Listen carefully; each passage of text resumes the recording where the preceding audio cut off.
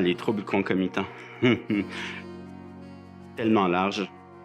Les troubles concomitants, ça se définit quand on a deux problématiques en même temps. Mais en dépendance puis en santé mentale, on va plus parler de troubles concomitants quand on présente et à la fois un problème de santé mentale et un problème qui est lié à notre consommation de substances. C'est vraiment la coexistence d'un problème de dépendance et de santé mentale. L'un peut arriver avant l'autre, l'un peut arriver sans l'autre et s'ajouter. Pour moi, mon TC s'est créé d'abord par un enjeu de santé psychologique adjoint à une consommation quand même conséquente. Le ballottement entre les services, c'est quand on se présente dans une porte d'entrée de notre réseau et qui, malheureusement, va transférer les gens ailleurs. Mon expérience avec les différents services que j'utilisais pour mon TC, il y a eu le CLSC, il y a eu un centre en réadaptation en dépendance. J'ai eu besoin d'aller dans un centre de crise et je suis aussi allé à l'urgence. Parce que les ressources sont très spécialisées, soit une ressource en santé mentale, une en violence conjugale, une en toxico. Fait que quelqu'un qui a différents enjeux, c'est difficile de trouver de la bonne ressource parce que souvent, j'ai l'impression que les gens vont un peu jouer au ping-pong. Va soigner ta santé mentale avant qu'on soigne ta toxico ou vice-versa. Un exemple, c'est que quelqu'un va se présenter pour un problème physique et qui va également présenter des problèmes de santé mentale et des problèmes liés à leur consommation de substances. Et malheureusement, on ne va pas leur offrir l'ensemble des services. Donc, les gens ne vont pas avoir une réponse à l'ensemble de leurs besoins. Durant ces 15 années de démarche, ce que j'ai trouvé très triste, en fait, c'est l'aggravation de mes troubles de santé mentaux et judiciaires, malgré le fait que j'arrêtais pas de cogner à la porte pour qu'on m'aide. Tout au long de ma vie, les fois que j'ai essayé d'aller chercher de l'aide, on a minimisé beaucoup mon expérience. Ça a brisé mon lien avec les professionnels de la santé. Je me suis pas senti pris au sérieux dans mes premières démarches, mais vraiment pas.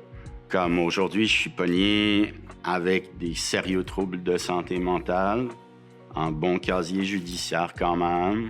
Tout ça aurait pu être amoindri, évité si les services offerts étaient plus réactifs. À ce que j'ai pu voir de mon expérience de la prison, c'est malheureusement une salle d'attente pour des soins psychiatriques qui n'arriveront probablement pas. Dans mon processus de rétablissement, j'ai eu plusieurs expériences. La plupart ont eu beaucoup d'impacts négatifs. Dans le fond, là, on parle de l'isolement, la honte. Ça a fait en sorte aussi que je consomme plus pour essayer de couper les émotions négatives que je vivais. Ça a escaladé. Dans le fond, ma santé mentale en a pris vraiment un coup, jusqu'à avoir des idées suicidaires. Sur le plan de la recherche, ce ballottement-là, en fait, ce qu'on se rend compte, c'est que souvent, nos gens vont se présenter dans des services d'urgence ou des services de crise. Ils vont avoir moins accès à des services au long cours en tant que tel.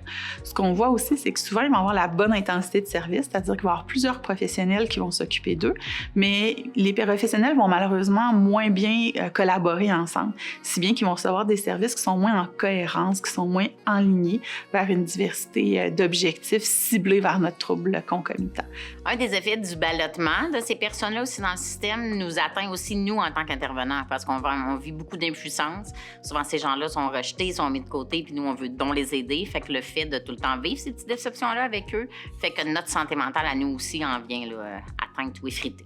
L'approche que j'ai moins aimée au centre en réadaptation en dépendance, c'est que ils vont vraiment parler de la substance auquel tu es dépendant.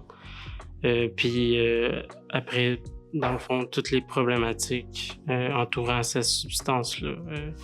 Par exemple, mettons la cocaïne, ben, si tu dors moins bien, tu es stressé, ça coûte cher, puis tout ça. Ça, c'est des trucs que je pense qu'on sait. Moi, quand j'étais allé chercher de l'aide, c'était plus pourquoi que je consomme. Puis savoir comment m'en défaire. T'sais, les impacts qu'ils ont sur ma vie, je le sais parce que je le vis. Fait qu'après, ça serait plus d'où ça part, qu'est-ce que je peux faire maintenant, puis après, où je m'en vais avec ça. Avant, j'avais des problèmes A, B, C, mais aujourd'hui, j'ai X, Y, Z, etc.